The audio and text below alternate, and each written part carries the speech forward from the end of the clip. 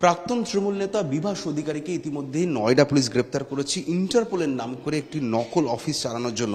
এবং নয়ডায় শুধু নয়, এই মুহূর্তে আমরা খোঁজ পেয়েছি কলকাতাতেও তার একটি অফিস চলছিল বহাল তবিয়াতে।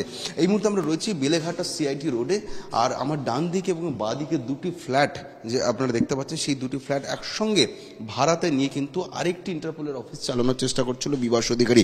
এমনটাই কিন্তু আমরা সূত্র মারফত জানতে পারছি যে গত মাসে এই ফ্ল্যাট দুটি ভাড়া নেওয়া হয়। দুটি ফ্ল্যাটই এই মুহূর্তে বাড়ি থেকে তালাবন্ধ রয়েছে। আমরা দেখতে পাচ্ছি এই হলুদ রঙের দরজা ফ্ল্যাটটি বাড়ি থেকে তালাবন্ধ, এবং ডান দিকে যে সাদা রঙের দরজার একটি ফ্ল্যাট রয়েছে সেটা কিন্তু বাইরে থেকে তালাবন্ধ। আমরা এখান থেকে পরিষ্কার এটা দৃশ্যমান রয়েছে যে ভেতরে বেশ কিছু সাইনবোর্ডস এখনো পর্যন্ত রাখা রয়েছে, বেশ কিছু ব্যানার রাখা রয়েছে, যেখানে কিন্তু এখনো দেখা যাচ্ছে যে ইন্টারন্যাশনাল পুলিশ লেখা, কোথাও ইন্টারপোল লেখা, কোথাও ইন্টারপোলের লোগো ব্যবহার করা হয়েছে। এমন একাধিক ব্যানার বা সাইনবোর্ড কিন্তু দুটো ফ্ল্যাটের ভেতরেই জমা করে রাখা হয়েছে, যার থেকে পরিষ্কার বলা যায় যে ইন্টারপোলের নাম করে অফিস এখানে চালানো হচ্ছিল এবং কিছুদিন আগে পর্যন্ত সক্রিয় ছিল এই অফিস দুটি। তার প্রমাণ ভেতরে এখন পর্যন্ত কিন্তু সাইনবোর্ডগুলো রাখা রয়েছে। স্থানীয় বাসিন্দারা জানাচ্ছেন যে তারা বিভাস অধিকারীকে একাধিকবার দেখেছেন। বিভাস অধিকারী এখানে আসতেন মাঝে মধ্যে, একটি নীলবাতি লাগানো হুটার লাগানো গাড়ি করে তিনি মাঝে মধ্যে এই ফ্ল্যাটে আসতেন। তখন কিন্তু স্থানীয় বাসিন্দারা তাকে একজন প্রভাবশালী উচ্চপদস্থ কর্তা বলে জানতেন, তার কারণ তার সঙ্গে সশস্ত্র নিরাপত্তা রক্ষী থাকতো বলে জানাচ্ছেন স্থানীয় বাসিন্দারা। এখন কোনো ব্যক্তি সশস্ত্র নিরাপত্তা রক্ষী নিয়ে হুটার বাজানো, নীলবাতি লাগানো বড় গাড়ি নিয়ে যখন প্রবেশ করতেন, তখন স্বভাবতই স্থানীয় বাসিন্দারা ভাবতেন কোনো উচ্চপদস্থ আধিকারিক বা সত্যি ইন্টারপোলের কোনো অফিসার হয়তো এই অফিসে আসছেন। এবং এই ফ্ল্যাটে রাত্রিবেলা কয়েকজন আধিকারিক থাকতেন বলে জানাচ্ছে। যদিও কলকাতা পুলিশ সূত্রে আমরা কথা বলে জানতে পারছি যে একটি এনজিও এখানে খোলার চেষ্টা হয়েছিল এবং সেই এনজিও তাদের অফিস নেবে বলে জানায়। এবং এই তথ্য জানার পরেই গত 30শে জুলাই বেলেঘাটা থানার তরফে ডেকে পাঠানো হয়, এই এনজিওর কর্মকর্তাদের ডেকে পাঠানো হয়। এবং ডকুমেন্ট ভেরিফিকেশনের সময় দেখা যায় তারা ইন্টারপোল বা ইন্টারন্যাশনাল পুলিশ এর মতন শব্দ তারা ব্যবহার করছেন। এবং শুধু তাই নয়, নীল এবং লাল রং ব্যবহার করা লোগো, যেগুলো সাধারণত রাজ্য পুলিশ বা বিভিন্ন কেন্দ্র পুলিশ বা বিভিন্ন ল এনফোর্সমেন্ট এজেন্সি ব্যবহার করে থাকে, সেই ধরনের লোগো তারা ব্যবহার করতে চাইছেন। বিষয়টি সন্দেহজনক থাকায় বেলেঘাটা থানার পুলিশ তাদেরকে নিষেধাজ্ঞা জারি করে এবং বলে এই ধরনের কোনো রং ব্যবহার করা যাবে না তাদের লোগোতে, কারণ এই ধরনের রং শুধুমাত্র ল এনফোর্সমেন্ট এজেন্সি ব্যবহার করতে পারে। পাশাপাশি পুলিশ শব্দটিতেও আপত্তি জানায় বেলেঘাটা থানা পুলিশ, এবং এই এনজিওর যারা কর্মকর্তা তাদেরকে নির্দেশ দেওয়া হয় যে পুলিশ শব্দটি খুলে ফেলতে হবে, নচেত এই গোটা সাইনবোর্ডটি খুলে ফেলতে হবে।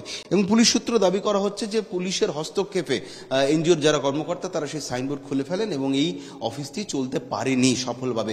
যদিও স্থানীয় বাসিন্দারা কিন্তু ভিন্ন কথা বলছেন। স্থানীয় বাসিন্দারা সাফ জানাচ্ছেন যে এই অফিস কিন্তু দুদিন আগেও অ্যাক্টিভ ছিল। দুদিন আগে পর্যন্ত অফিসের বাইরে ইন্টারপোল লেখা যে সাইনবোর্ড সেটা কিন্তু দৃশ্যমান ছিল, তারা স্পষ্ট দেখেছেন। এবং এখানে যারা কাজ করতেন তাদেরকেও দুদিন আগে পর্যন্ত দেখা গেছে। নয়ডা থেকে বিভাস অধিকারী এবং তার ছেলে সহ বেশ কয়েকজনকে গ্রেপ্তারের খবর সামনে আসার পরেই দেখা যায় যে সাইনবোর্ডটি আদৌ উদাহ হয়ে গেছে এবং যারা এই ভেতরে থাকতেন তাদেরকেও কিন্তু দেখা যাচ্ছে না, এবং তারপর থেকে ফ্ল্যাট দুটি বাইরে থেকে তালা দেওয়া। সঙ্গে রয়েছেন স্থানীয় কয়েকজন বাসিন্দা, আপনাদের সাথে একবার কথা বলবো। বিভাস অধিকারীকে আগে দেখেছেন তো এই অফিসে? বিভাস অধিকারী আসতো এখানে আর্মস নিয়ে, সব তার সাইড ভিউ ছিল লোক, তাদের কাছে আর্মস থাকতো, তারা আসতো এখানে।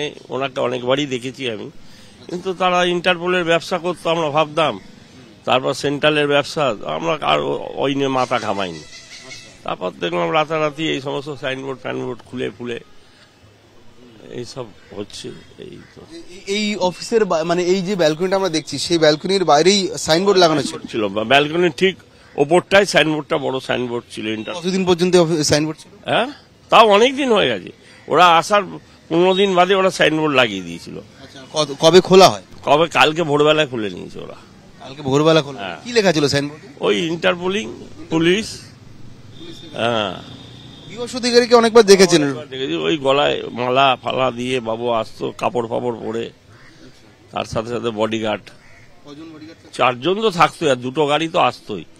এমন এক সময় হয়েছে 4টে গাড়িও আসতো, কনভয় নিয়ে আসতো, সশস্ত্র বলি, এমন উইথ আর্মস। কখনো আলাপ হয়েছে, কথা? না, আমরা চিনি না তো, আমরা কথা বলবো কি করে ওনার সাথে? বেশ, পাশের জনের সাথে একবার কথা বলবো। আপনি তো দেখেছেন অনেকবার বিভাস অধিকারীকে। আচ্ছা, এইখানে এরকম একটা পুরনো বাড়িতে ভাড়া নিয়ে ইন্টারপোলের অফিস চলছে, সন্দেহ হয়নি কখনো?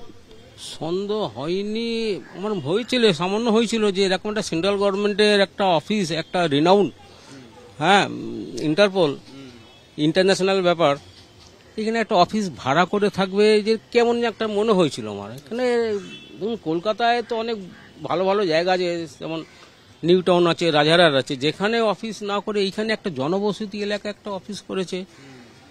তারপর ঘটনা, সেন্ট্রাল গভর্নমেন্ট যেভাবে সব কিছু প্রাইভেটাইজেশন করছে, প্রাইভেট, সেই হিসাবে আমার অতটা আর কৌতূহল জাগেনি আর। এটাই, সেন্ট্রাল গভর্নমেন্ট সবই তো প্রাইভেটে করে দিচ্ছে, এটাও প্রাইভেট, এখন সবই তো প্রাইভেট। হ্যাঁ হ্যাঁ, ও হতে পারে। কাকু, আপনার সাথে একবার কথা বলবো। আপনি দেখেছেন বিভাস অধিকারীকে? না, আমি সেরকম দেখিনি। আপনি দেখেন, অফিসটা দেখেছিলেন? অফিস তো ওপরে, তো আমরা তো দেখছি এখান থেকে অফিস ওপরে রয়েছে। হ্যাঁ, উনি আসা যাওয়া করতো, মানে সেরকম ভাবে আমি দেখিনি ওনাকে। গাড়িতে গাড়িগুলো দেখতাম, এখানে বাইরে গাড়ি দাঁড়িয়ে থাকতো, দুখানা গাড়ি দাঁড়িয়ে থাকতো, কোনো সময় আরো দুটো তিনটে এরকম গাড়ি থাকতো। তারপরে এখানে পাঞ্জাবি তোমার ছিল, বডিগার্ড ছিল সব, হ্যাঁ, আর্মস লাগানো। তাই এখানে আসতো, এখান থেকে আবার জল টল, ঠান্ডা জল কিনে, এদিক থেকে ওদিক থেকে ঠান্ডা জল কিনে খেত দাঁড়িয়ে দাঁড়িয়ে। হ্যাঁ, সব পাঞ্জাবি। হ্যাঁ, এই কতদিন আগে তাদেরকে প্রথম দেখেছিলেন, বা এই অফিসটা কতদিন আগে নেওয়া হয়েছিল? ধরুন না, এই অফিসটা চালু হয়েছে মাসখানেক আগে চালু হয়েছে। শুরু হয়েছিল 1.5 মাস আগে, কিন্তু চালু হয়েছে মাসখানেক আগে। যখন ওই কি করছে অত ইন্টারেস্ট দিইনি, কে কি করছে দেখলাম, যে পরে সাইনবোর্ডটা বোধহয় কিছুদিন বাদে সাইনবোর্ডটা টাঙালো, তখন আমরা সাইনবোর্ডটা হট করে দেখলাম যে ইন্টারপোলের ওরে সাহসে বিশাল ব্যাপার, ইন্টারপোল যখন বিশাল ব্যাপার। এই আমি বলছিলাম যে ওই মাসখানেক আগে এটা লাগিয়েছে বোর্ডটা, তার আগে থেকেও আনাগোনা শুরু হয়েছিল। আমরা দেখতাম, ভাবতাম যে একটা তো আমাদের বোধহয় একটা ল্যান্ডমার্ক তৈরি হলো, ইন্টারপোলের অফিস মানে একটা ল্যান্ডমার্ক, ভালো লাগছিল।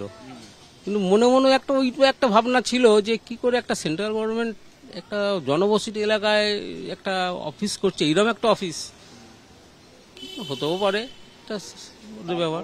ওনার কর্মচারীরা কিন্তু এখানে রাত্রিবেলা থাকতো, হ্যাঁ, এখানে থাকতো, ওই ফ্ল্যাটেই থাকতো, তারপর যাতায়াত করতো, এই সেই খাওয়া দাওয়া যাই হোক, এখানে আসতো, মানে থাকতো এখানে, আবার বেরিয়ে যেত। এই ওনার আদান প্রদান ছিল, ওনার লোকদেরও আদান প্রদান ছিল। একজনের আমি গাড়িতে কিন্তু স্টিকার দেখেছি, ওইটা আর্য মহাসভার একটা স্টিকার ছিল গাড়িতে।